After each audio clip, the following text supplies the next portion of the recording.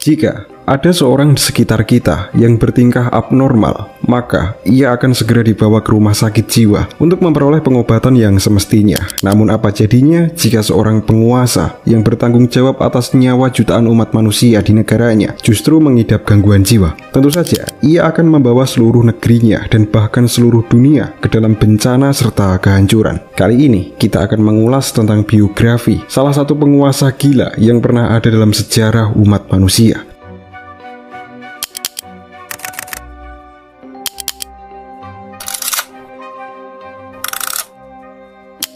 Caligula. Pernah dengar nama ini bukan? Ia terkenal karena berbagai kegilaannya saat memerintah kekaisaran Romawi. Caligula adalah karakter yang sangat unik dalam sejarah Romawi. Jarang-jarang kita dapat menemukan orang seperti dia terpampang sebagai pemimpin sebuah negara besar. Caligula berasal dari keluarga ternama di Romawi, yakni keluarga Julio Claudian. Saudara dari kakeknya adalah Kaisar Tiberius yang dibencinya sampai mati karena berbagai alasan. Sekilas kehidupan Caligula nampaknya akan berjalan dengan mulus, namun kenyataan tidak berkata demikian. Caligula lahir pada 31 Agustus 12 Masehi. Nama aslinya adalah Gaius Caesar. Ayahnya adalah Germanicus, pahlawan perang yang terkenal karena kampanye militernya di Jermani. Sedangkan ibunya adalah Agrippina, anak dari Jenderal Agrippa yang menjadi teman baik Augustus sampai ia mati. Dikatakan bahwa kedua orang tuanya sangat sayang kepadanya.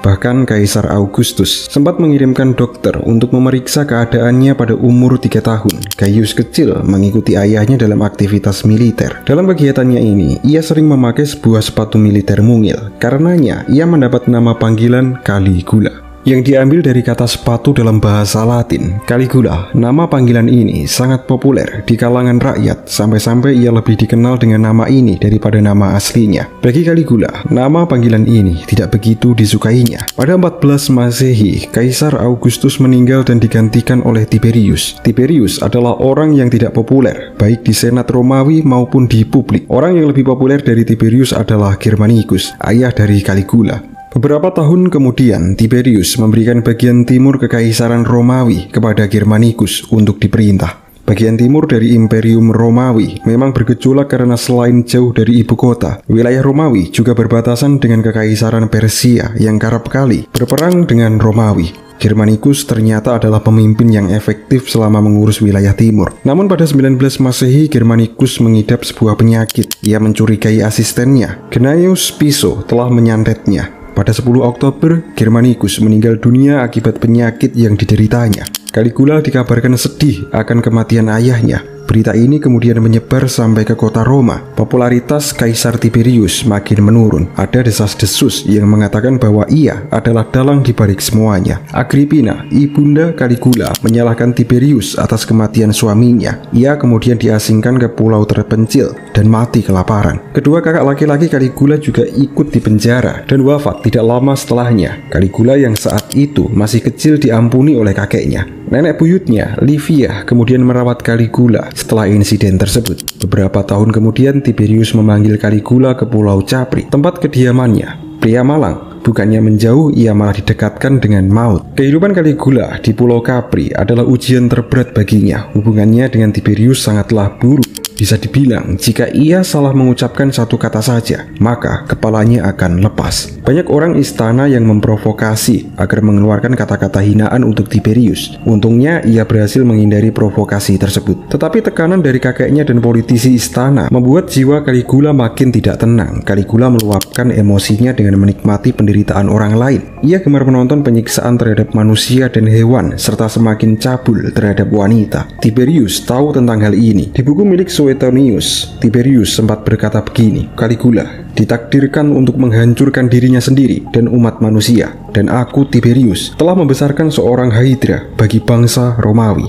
Pada 33 Masehi, Caligula mendapat jabatan Quaestor atau gabungan antara jaksa dan auditor negara. Caligula mendapat jabatan politik agar ia bisa memiliki sedikit pengalaman dalam mengurus negara. Jika Tiberius meninggal, Caligula sudah mampu diamanahi tongkat kepemimpinan. Sesuai dengan kehendak Tiberius, Caligula mulai belajar cara berpolitik dan mengatur birokrasi pemerintahan. Pada 37 Masehi, beberapa tahun setelah memberikan Caligula jabatan sebagai quaestor, Tiberius wafat pada usia 77 tahun. Sesuai adat Romawi, jasad Tiberius kemudian dikremasi. Saat Tiberius tutup usia, tidak ada yang berkabung kecuali Caligula dan segelintir keluarganya saja. Masyarakat Romawi malah senang Tiberius meninggal. Tiberius memang penguasa yang dibenci banyak orang, maka dari itu tidak ada orang yang peduli saat muncul rumor jika Caligula telah membunuh Tiberius dengan cara disekap menggunakan bantal. Caligula sendiri terkenal karena ia sering sesumbar bahwa ia pernah berniat untuk menikam Tiberius, tapi karena rasa kasihan ia pun mengurungkan niatnya. Senat Romawi kemudian memberikan gelar Princeps Senatus, semacam ketua DPR, kepadanya. Pada umur yang cukup muda yakni 24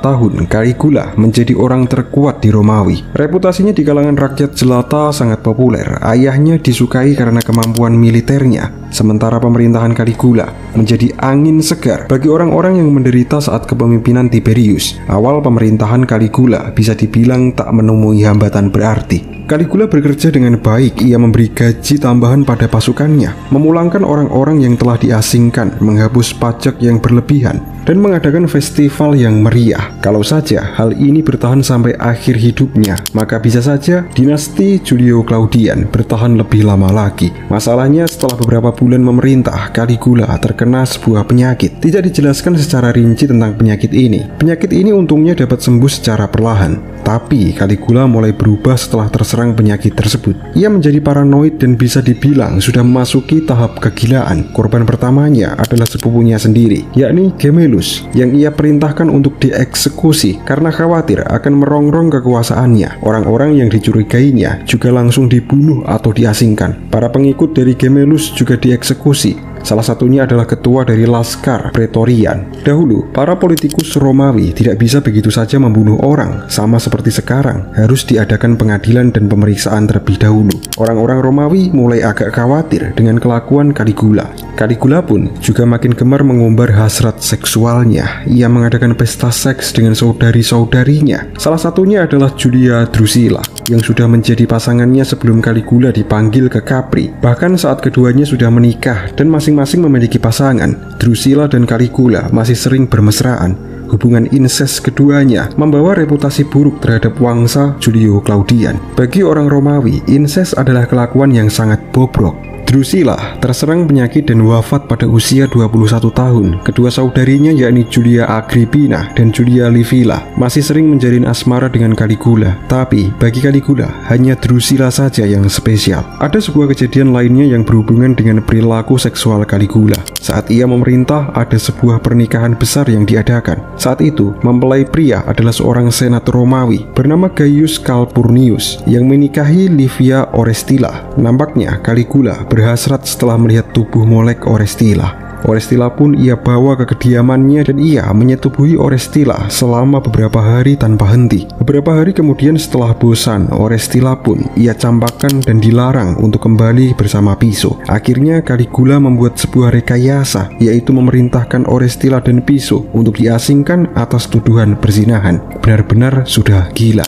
Kebejatannya berlanjut ketika Caligula menginginkan wanita bernama Lollia Paulina dan nampaknya Lollia telah menikah. Caligula pun tak peduli, lalu memanggil Lollia ke kediamannya dan dijadikan sebagai pemuas birahinya. Belum lama ia memuaskan hasrat seksualnya dengan Lollia, Caligula menemukan wanita lain bernama Caesonia. Caligula sangat menyukai tubuh mulus Caesonia, sampai-sampai Caesonia sering ditelanjangi oleh Caligula dan dipamerkan pada teman-temannya layaknya boneka seni dalam sebuah pameran. Caesonia juga seringkali menerima penyiksaan selama berhubungan dengan Caligula. Tak hanya kemesumannya yang tak mengenal batas, Caligula juga tergolong pribadi yang sadis dan berdarah dingin. Menurut Suetonius, Neptunus. Ketika ada sebuah eksekusi, Caligula akan mengundang keluarga dari orang yang akan dieksekusi dan memaksa mereka untuk menontonnya. Misalnya, wajah seorang kriminal akan ditempel besi panas sampai wajah mereka rusak. Para pelanggar hukum yang sering dijadikan pekerja paksa, lalu dijadikan santapan untuk singa. Ada juga sebuah rumor yang mengatakan bahwa Caligula sempat melempar penonton ke arena gladiator untuk bertarung hanya karena ia sedang bosan. Walaupun ini hanya sebuah rumor, namun biasa saja hal tersebut terjadi. Beberapa hal lain yang perlu diketahui bahwa Caligula sangat menyukai penyiksaan.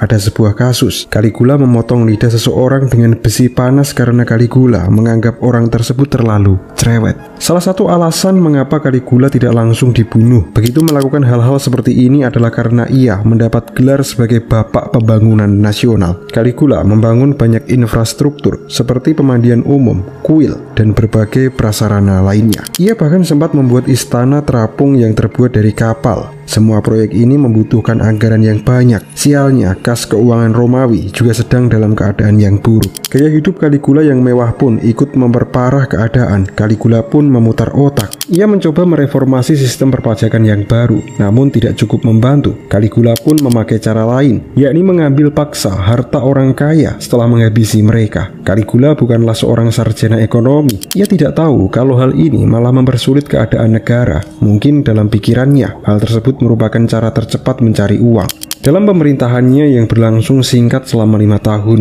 Caligula sempat memimpin kampanye militer ke Germania atau Jerman. Kampanyenya tidak berjalan semulus ayahnya agar terlihat bahwa ia berhasil mengalahkan orang Jerman.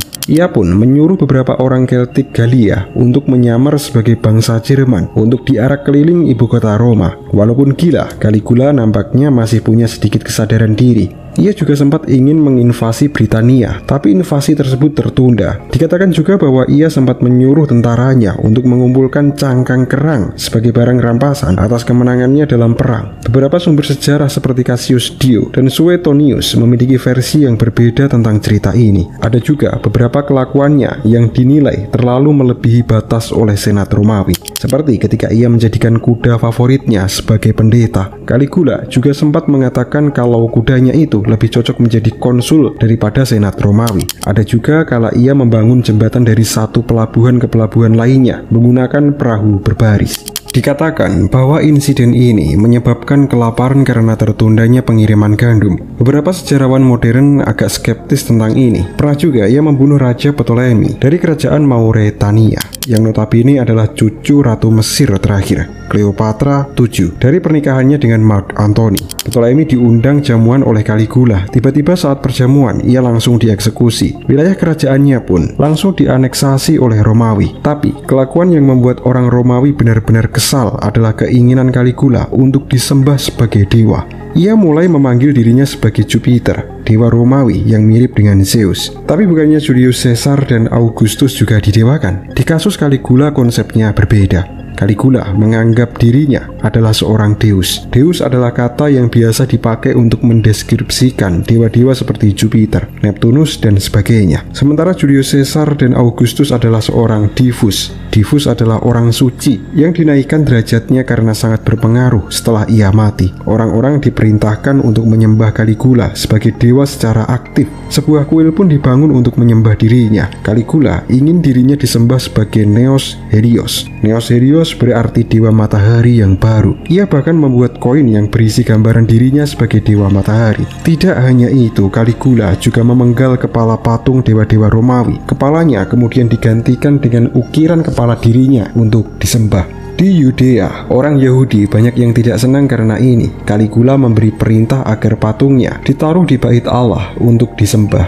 Yang terjadi selanjutnya adalah kekacauan di daerah itu. Hampir saja terjadi pemberontakan jika bukan karena berita kematian Caligula. Semua kekacauan itu memuncak kala Caligula mengumumkan bahwa ia berniat pergi ke Mesir untuk disembah sebagai Neos Helios. Berita ini membuat orang Romawi tidak senang. Beberapa senator Romawi membuat rencana untuk membunuh Caligula dan membangkitkan kembali Republik Romawi. Dahulu sempat ada rencana pembunuhan terhadap Caligula, tapi semuanya gagal. Sebuah konspirasi akhirnya dipimpin oleh salah satu anggota laskar Praetorian bernama Cassius Chaerea pada 41 Masehi. Dalam sebuah acara drama, Caligula ditusuk oleh Chaerea beserta beberapa senator Romawi.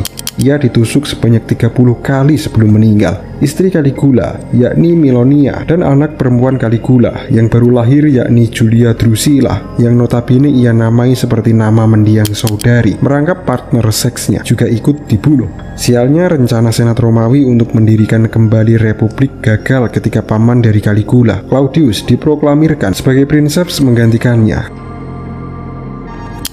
Beberapa sejarawan modern menganggap bahwa orang-orang Romawi menulis tentang kehidupan Caligula memiliki motif politik tersendiri. Jadi, baiknya kita mengambil cerita ini dengan sedikit garam ditaburkan di atasnya.